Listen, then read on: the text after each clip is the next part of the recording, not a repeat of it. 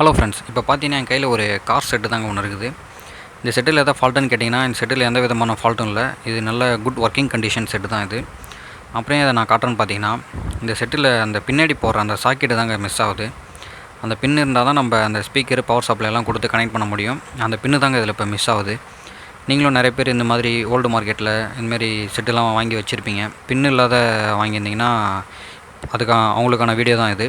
எப்படி பின்னு நம்ம போடலான்றது தான் அந்த வீடியோ. சரி, பின்னு தான் மிஸ் ஆகுது. சரி, கார் அக்சசரிஸ் கடையில் போய்ட்டு பின்னு வாங்கிக்கலான்னு சொல்லிட்டு 100 ரூபாய்க்குள்ளே தான் இருக்குன்னு போய் பார்த்தா, அவங்க பின்னு பார்த்தா 300 ரூபாய்க்கு மேலே சொல்கிறாங்க. அப்படி என்ன இருக்குதுன்னு தெரியல. அந்த பின்னில் அவ்வளோ ரேட்டு சொல்கிறாங்க. அதை வாங்குறதுக்கு எனக்கு மனசு இல்லை. சரி, ஒரு பின்னு தானே அது. அப்போ அந்த பின்னு இருந்தால் தான் நம்மளுக்கு அது எந்தெந்த ஒயர் எது கனெக்ஷன் போகும், ஸ்பீக்கர் லைனு அதெல்லாம் நம்மளுக்கு கரெக்டாக தெரியும். சரி, இது நம்மளே சால்வ் பண்ணலான்னு சொல்லிட்டு நம்ம ஒன்றும் இல்லைங்க, செட்டை நட்டெல்லாம் அவுத்து பார்த்தீங்கன்னா,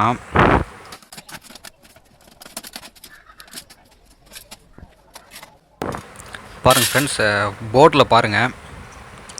போர்ட்லேயே அழகாக தெளிவாக நம்மளுக்கு மென்ஷன் பண்ணியிருக்காங்க எந்தெந்த சால்ட்ரிங் எந்தெந்த பின்னுன்னு சொல்லிட்டு.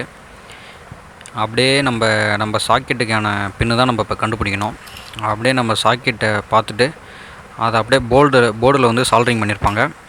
அதே நம்ம அப்படியே ஜூம் பண்ணி பார்த்தோன்னா தெளிவாக கொடுத்துருக்காங்க. அதில் பாருங்கள், RL ப்ளஸ்ஸு, RL மைனஸு, அதாவது ரியர் லெஃப்ட் ஸ்பீக்கருக்கான ப்ளஸ்ஸு மைனஸு, அதே மாதிரி ஃப்ரண்ட்டு லெஃப்ட்டுக்கான ஸ்பீக்கருக்கான ப்ளஸ்ஸு மைனஸு, அதேமாதிரி ரியர் ரைட்டு, ஃப்ரண்ட்டு ரைட்டு தெளிவாக கொடுத்துருக்காங்க. பேட்ரி, ஆண்டனா, கிரவுண்டு எல்லாமே தெளிவாக கொடுத்துருக்காங்க. இதுலேருந்து நம்ம சால்ட்ரிங் பண்ணி ஒயரை ஃபுல்லாக வெளியே எடுத்தாலே நம்மளுக்கு அழகாக நம்ம கார்லேயோ இல்லை டிராக்டர்லையோ நம்ம பக்காவாக நம்ம ஃபிட் பண்ணி பாட்டு கேட்டுக்கலாம்.